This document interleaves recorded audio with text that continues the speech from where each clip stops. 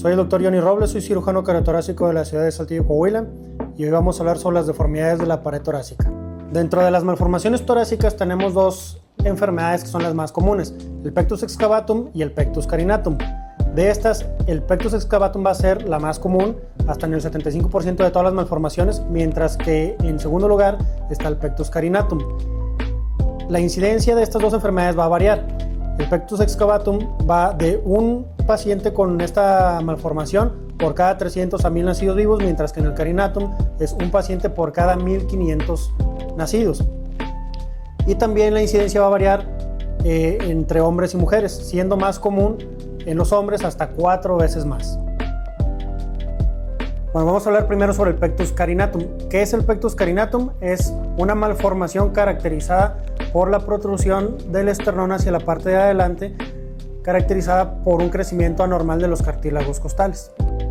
¿Cómo dividimos el pectus carinatum? Se puede dividir en dos formas. La primera es dependiendo de la severidad, en el cual tenemos 3 tipos. El condrogladiolar, que es el más común, es el 90% de todos los casos, en el cual básicamente son los 2/3 inferiores del esternón los que están protruidos, y el otro es el condromanubrial, que es el 5% del resto de los casos. Este es normalmente la parte superior, el tercio superior del esternón, la que está protruida, y el restante 5% son, digamos que, malformaciones mixtas.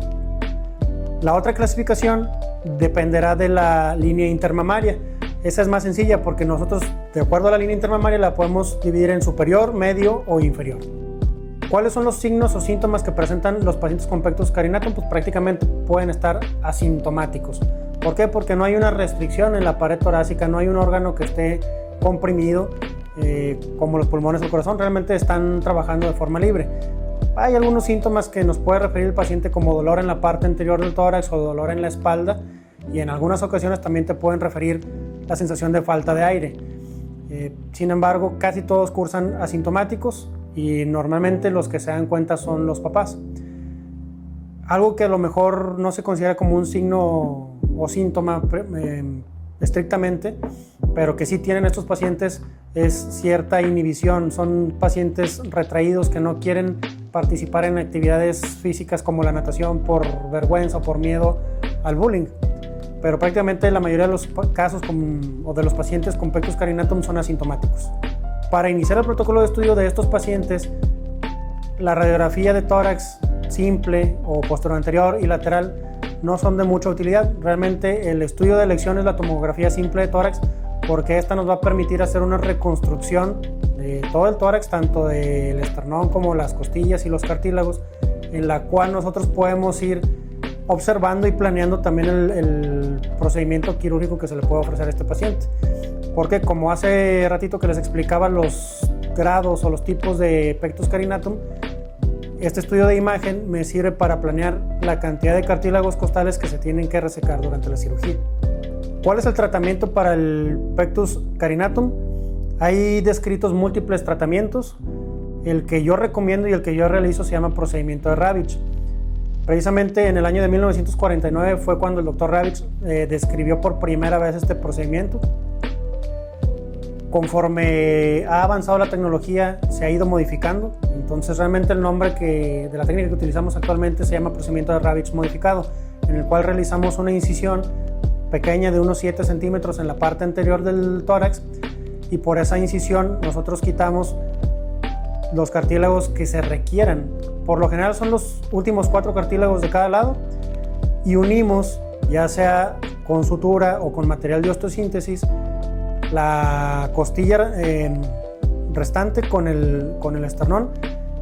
Y normalmente lo que utilizamos, o por lo menos lo que yo utilizo, es material de titanio. Son placas o barras de 8 orificios, las cuales yo moldeo de acuerdo a la anatomía del paciente y las fijo con tornillos autoperforantes bloqueados, también de titanio, para que el paciente pueda realizarse cualquier otro estudio en el futuro sin ninguna complicación.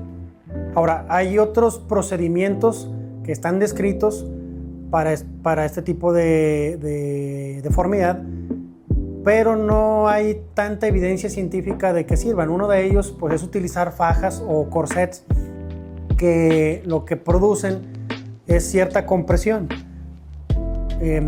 Este tipo de fajas o este tipo de prótesis dependen mucho de que el paciente tenga un buen apego al tratamiento.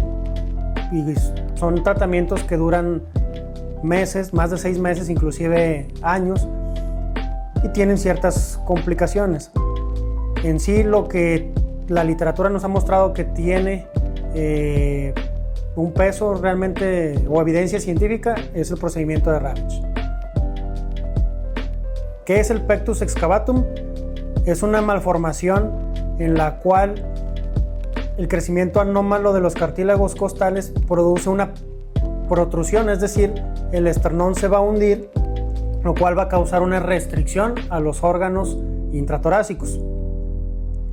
La fisiopatología de esta enfermedad, al igual que en el pectus carinatum, no se conoce tal cual, o sea, no hay una etiología definida, se cree que es hereditario, pero básicamente es el crecimiento acelerado de los cartílagos costales lo que produce ese hundimiento. Al contrario del pectus carinatum, en el pectus excavatum sí hay muchos signos y síntomas que el paciente puede presentar. El más común es la sensación de falta de aire. ¿Cuándo la van a presentar? Normalmente cuando el paciente está realizando ejercicio físico. Este tipo de niños, cuando los comparas con otros niños de su misma edad, se cansan más rápido. Además, también son más propensos a infecciones respiratorias. Son pacientes que pueden presentar taquicardias, palpitaciones, inclusive dolor en la pared anterior del tórax, y ya síntomas más severos pueden ir inclusive hasta mareos y pérdida de la conciencia. Esto le llamamos nosotros síncope, normalmente por afecciones restrictivas en el corazón. A la exploración física nosotros vamos a encontrar que el tórax se observa hundido, y a la auscultación del corazón podemos en algunas ocasiones inclusive escuchar soplos cardíacos debido a ciertas alteraciones que puede haber en las válvulas cardíacas. La más común es el prolapso de la válvula mitral. El síncope o el mareo puede darse por una restricción en las cavidades derechas del corazón o por obstrucción a la vena cava inferior. ¿Cuáles son los estudios que le pedimos a un paciente que presenta pectus excavatum? El principal va a ser la tomografía de tórax. ¿Por qué? Porque en la tomografía vamos a poder realizar ciertas mediciones. ¿Cuáles mediciones realizamos? Es el diámetro transversal y el diámetro anteroposterior, pero este diámetro anteroposterior lo debemos nosotros de medir en el sitio de máximo hundimiento. ¿Por qué? Porque esto nos va a permitir a nosotros realizar una medida que se llama índice de Haller. Este índice a nosotros nos sirve para nosotros tener un respaldo o una indicación como tal quirúrgica. El número clave es el 3.25. Si nuestro paciente tiene un índice de Haller mayor a 3.25, nos habla de que la restricción es mucho más severa. Entonces ese paciente tiene que ir a realizarse un procedimiento quirúrgico correctivo, que ahorita vamos a hablar de qué tipo de cirugías realizamos. Pero el protocolo quirúrgico completo o el estudio completo de nuestro paciente con pectus excavatum debe incluir pruebas de función respiratoria. ¿Por qué? Porque no solamente el corazón está restringido, también los pulmones. Por eso los síntomas de cansarse muy rápido al hacer ejercicio. Entonces son pruebas de función respiratoria o una espirometría como tal y un ecocardiograma. ¿Por qué? Dentro de los síntomas mencionábamos que puede haber soplos. Entonces con el ecocardiograma vamos a valorar qué tan restringidas están las cavidades derechas del corazón y la protrusión de la válvula mitral. Entonces tenemos que son tomografía, una espirometría y un ecocardiograma transtorácico. Entonces, ¿cuál es el tratamiento para el pectus excavatum? Se pueden utilizar los dos procedimientos descritos. El procedimiento Ravitch, que fue el que platicamos anteriormente, pero también se puede utilizar un procedimiento de mínima invasión que se llama procedimiento de Nuss. El procedimiento de Nuss es un procedimiento que se describió más o menos en el año de 1997, en el cual el doctor Nuss, mediante dos pequeñas incisiones y una videocámara, una toracoscopía, coloca una barra en forma de U invertida, la cual se moldea previamente para después, una vez que la introduces entre el corazón y el esternón y la sacas de lado a lado, se gira. Y esa barra, ya sea de acero o de titanio, eleva o corrige la deformidad. Este tipo de procedimiento vino a revolucionar el tratamiento de pectus excavatum, porque anteriormente únicamente contábamos con el procedimiento de Ravitch o con procedimientos muy antiguos descritos en el cual se producía o realizabas una elevación del tórax mediante pues material que ya no se utiliza, y los pacientes tenían que estar hospitalizados por semanas o meses. Entonces lo más nuevo es lo menos invasivo, y lo menos invasivo es el procedimiento de NUS. Bueno, este es el equipo de Pectus Technology de la empresa Biomed. Nos hicieron favor de prestarnos parte del equipo para mostrarles pues el instrumental que utilizamos en este tipo de procedimientos. Como pueden ver, consta de múltiples barras de NUS, desde 7 pulgadas hasta 17 pulgadas. Este es un flipper, aquí deben de venir unos estabilizadores, pero no nos los mandaron. Y en esta otra parte del equipo son estas barras que utilizamos para moldear cómo va a quedar nuestra barra. Estos son sables introductores, que normalmente a mí me gusta utilizar el sable más delgado. Y este es el bender, que es para moldear también la barra de forma un poquito más manual. Pero bueno, ¿cuáles son los pasos que utilizamos para realizar este procedimiento? Normalmente marcamos con un marcador permanente quirúrgico la horquilla external, el apéndice sifoides, el punto de máximo hundimiento de nuestro pectus excavatum, y en las partes laterales marcamos los puntos de máxima elevación. Una vez que escogemos a qué nivel va a ir nuestra barra, utilizamos uno de estos moldes para darle la forma que nuestra barra va a llevar. Entonces, si esta es la forma que queremos darle a nuestra barra, escogemos ahora sí la longitud, nos vamos al torno, y en este torno ya podemos nosotros darle la forma final que va a tener nuestra barra.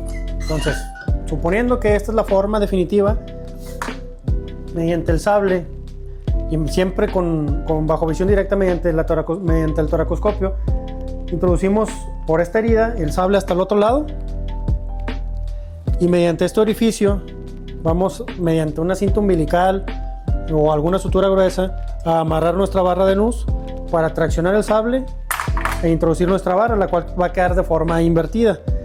Entonces, mediante el flipper, deben de venir 2 flippers, uno para cada lado. Ya con el flipper, tanto el cirujano titular como el ayudante lo gira, no importa realmente en qué sentido, puede ser a cualquiera de los dos. El objetivo es que esta barra quede ya en su posición final, ¿sí? Y ya por último, no les puedo, aquí vamos a poner una imagen de los estabilizadores. Ya por último, lo que hacemos es dejar un estabilizador, puede ser uno solo o puede ser uno de cada lado, ya dependerá de la rigidez del tórax de nuestro paciente. Y pues básicamente ese es el procedimiento de NUS. ¿Qué cosas hago yo para mejorar la recuperación de nuestros pacientes? Con la toracoscopía podemos también realizar un procedimiento que se llama crioablación, que es para que el paciente tenga menos dolor. Pero ahorita vamos a platicar de cuál es el manejo del dolor de nuestros pacientes. ¿Qué complicaciones puede haber en un procedimiento de NUS? La principal va a ser el dolor, que les voy a explicar en un momento más cuáles son las técnicas que utilizamos para corregirlo o para manejarlo.